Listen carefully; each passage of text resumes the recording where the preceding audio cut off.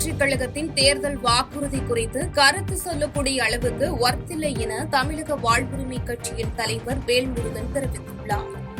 திருவண்ணாமலை மாவட்டம் வேட்டவலம் அருகே கிழக்கு மாவட்ட வாழ்வுரிமை கட்சியின் மாபெரும் இணைப்பு விழா நிகழ்ச்சியில் கட்சியின் நிறுவன தலைவர் வேல்முருகன் கலந்து கொண்டு கட்சி அலுவலகத்தை திறந்து வைத்து பின்னர் நிகழ்ச்சியில் கலந்து கொண்ட பின்னர் செய்தியாளர்களை சந்தித்தார். அப்போது திமுக கூட்டணியில் 6 தொகுதியை கேட்டிருக்கிறோம், சுமூகமாக முடிந்துள்ளது எனவும் ஆட்சி அதிகாரத்தில் நாங்கள் பங்கு கோரவில்லை எனவும் கூறினார். தமிழக வெற்றி கழகம் குறித்து கருத்து சொல்லக்கூடிய அளவுக்கு தேர்தல் வாக்குறுதி ஒன்றும் ஒர்த்தில்லை என கூறிய அவர், விஜய் ஆந்திரா, தமிழ்நாடு ஏனைய மாநிலங்களில் தேர்தல் வாக்குறுதிகளை காப்பி பேஸ்ட் பண்ணி வெளியிடுகிறார் என விமர்சித்தார். மேலும் மத்திய அரசுக்கு அடிபணியாதவர்களை சிறையில் அடைப்பது பாஜகவின் வாடிக்கையாக உள்ளதாக விமர்சித்தார். அதெல்லாம் கருத்து சொல்ற அளவுக்கான அவருடைய பாணியிலே சொல்லணும்னா அந்த அளவுக்கு அதெல்லாம் ஒர்த் இல்லை. நடிகர் விஜய் மற்ற கட்சிக்காரங்க தேர்தல் அறிக்கை விடும்போது விமர்சிச்சிருக்காரு. பட் ஆனா அவர் தேர்தல் அறிக்கை நிறைய விஷயங்கள் பண்ணியிருக்காரு. எல்லாமே ஆந்திரா, தமிழ்நாடு, ஏனைய மாநிலங்களில் அந்தந்த மாநில முதலமைச்சர்கள், கட்சியினுடைய தலைவர்கள் கொடுத்த தேர்தல் அறிக்கைகளை அப்படியே காப்பி பேஸ்ட் பண்ணி அவர் வெளியிட்டிருக்கிறார். இதில் எதுவுமே இன்னும் கேட்க போன அவர் சொல்வதெல்லாம் பல திட்டங்கள் இந்த மண்ணில் ஆண்டாண்டு காலமாக 12 காலமாக நடந்தேறி வருகின்ற திட்டங்கள். அந்த திட்டங்கள் இந்த தமிழ்நாட்டில் இருக்கிறதா இல்லையா, அது நடந்து வருகிறதா இல்லையா என்கிற ஒரு அடிப்படை புரிதல் கூட அவருக்கு இல்லாததுதான் இதை காட்டுகிறது. விருதுநகர் மாவட்டம் அருப்புக்கோட்டை நகராட்சியில் 6.5 கோடி ரூபாய் மதிப்பிலான வளர்ச்சி திட்ட பணிகளை வருவாய்த்துறை அமைச்சர் KKSSR ராமச்சந்திரன் துவக்கி வைத்தார். அருப்புக்கோட்டை நகராட்சியில் மேற்கு பகுதி மக்கள் பயன்பெறும் வகையில் 1,48,00,000 ரூபாய் மதிப்பில் அமைக்கப்பட்ட நவீன எரிவாயு தகன மேடையை அமைச்சர் KKSSR ராமச்சந்திரன் ரிப்பன் வெட்டி திறந்து வைத்தார். தொடர்ந்து பந்தல்குடி சாலையில் அமைந்துள்ள சுமார் 114 ஏக்கர் பரப்பளவு கொண்ட பெரிய கண்மாயில் ஆகாய தாமரை செடிகளை அகற்றும் பணிகளையும் அமைச்சர் கொடியசைத்து துவக்கி வைத்தார். இதனையடுத்து கல்பாலம் தெருவில் 17.5 லட்சம் ரூபாய் மதிப்பில் கட்டப்பட்டுள்ள சமுதாய கூடத்தையும் திறந்து வைத்தார். அன்புநகர் பகுதியில் 33 லட்சம் மதிப்பில் கட்டப்பட்டுள்ள சிறுவர் பூங்காவையும் திறந்து வைத்த அவர் அப்பகுதியில் போட்டித் தேர்வுகளுக்கு படிக்கும் மாணவர்களுக்கு தேவையான புத்தகங்கள் வாங்க 1 லட்சம் ரூபாய் நிதியையும் மாணவர்களிடம் வழங்கினார். இந்த நிதியை பயன்படுத்தி தேவையான புத்தகங்கள் வாங்கி படித்து பயன்பெறுமாறும் அமைச்சர் அறிவுறுத்தினார். இந்த நிகழ்ச்சியில் நகராட்சி அதிகாரிகள், திமுக நிர்வாகிகள் உள்ளிட்ட ஏராளமானோர் கலந்து கொண்டனர்.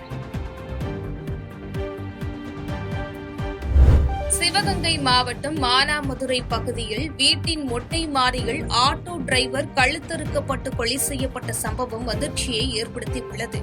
சிவகங்கை மாவட்டம் மானாமதுரை பகுதியில் கடந்த சில நாட்களாக தொடர்ச்சியாக நடைபெறும் வன்முறை சம்பவங்கள் பொதுமக்களிடையே பெரும் அச்சத்தை ஏற்படுத்தியுள்ளது.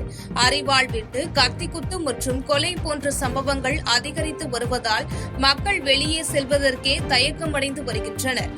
இந்த நிலையில் மானாமதுரை பேருந்து நிறுத்தம் அருகே உள்ள ஒரு வீட்டின் மொட்டை மாடியில் ஒருவர் கழுத்தறுக்கப்பட்டு கொலை செய்யப்பட்ட நிலையில் கிடப்பதாக போலீசாருக்கு தகவல் கிடைத்தது.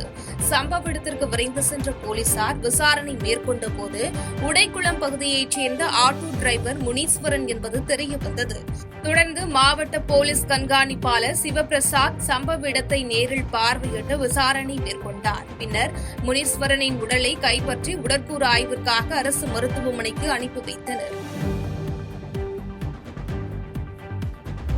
நீலகிரி மாவட்டம் குன்னூரில் 9ஆம் வகுப்பு மாணவன் உயிரிழந்த சம்பவத்தில் சக மாணவன் கைது செய்யப்பட்டுள்ள சம்பவம் அதிர்ச்சியை ஏற்படுத்தியுள்ளது. நீலகிரி மாவட்டம் குன்னூர் அரவங்காடு சந்து காலனியைச் சேர்ந்த புகழேஷ் தனியார் பள்ளியில் 9ஆம் வகுப்பு படித்து வந்ததாக தெரிகிறது.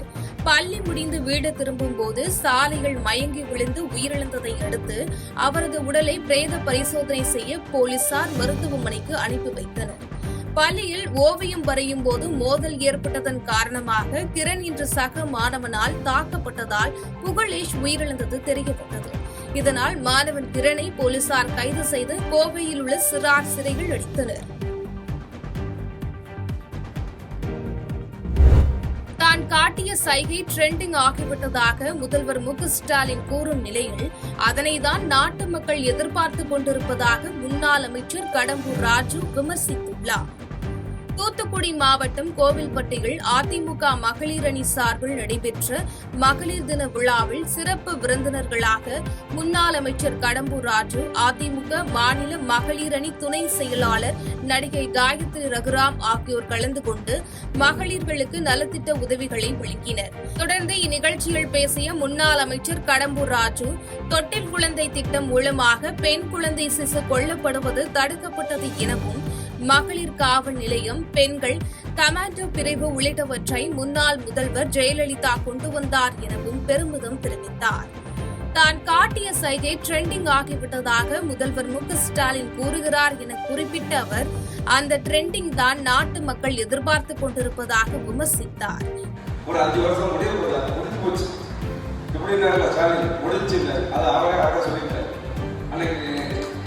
அறிவாலயத்தில் வந்து கார் இருக்கும்போது சைகை காட்டு ட்ரெண்ட் ஆச்சு. அந்த ட்ரெண்டை தான் இன்னைக்கு நாட்டு மக்கள் எதிர்பார்த்துருக்காங்க. எந்த ட்ரெண்டுனா உங்கள் கதை முடிந்ததுங்கிறது தான். உங்கள் கதையை நாங்கள் முடிக்காமல் உடம்போட்ட விட்டுதான் இன்னைக்கு தமிழக வாக்காளர் மத்தியில் மனநிலை. அதான் அந்த ட்ரெண்ட். அவரே சொல்லிட்டார், முடிஞ்சு போச்சு.